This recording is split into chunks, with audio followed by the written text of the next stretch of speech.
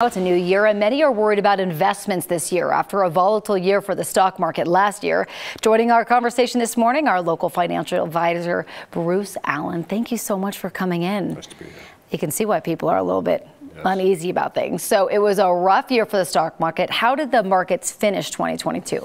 The markets were down, so both stocks and bonds were down. It's one of the few years, one of 7 actually in the last 90 plus years, where both stocks and bonds went down and declined in value over the course of the year. The S&P 500 index was down about 18.2%, and the bond market was down a little more than 13%. So it was a pretty rough year for both asset classes. I know you can't really look into the future, but what is the outlook for the economy this year? Well, my crystal ball did break a few years ago, but I think there's a couple things we can look at. One is that we will be having a recession if we're not already in one.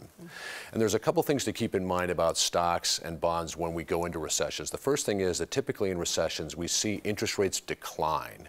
And we've seen that in almost every recession back to World War II.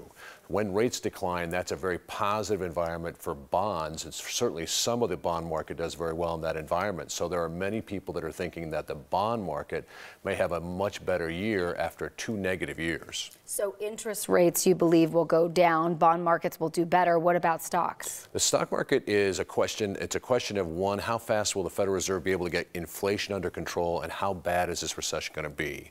If the recession is a mild recession, then it'd be interesting to see how this year unfolds. There are many on Wall Street that are predicting that the recession will last starting in the course of the beginning of this year and last throughout 2023. Markets typically do very poorly leading up to the recessions. The 12 months leading up to recessions are when markets really get hit.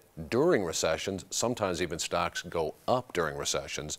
And after recessions, every time 3 years after recession, we've seen very positive results for 3 years following recessions.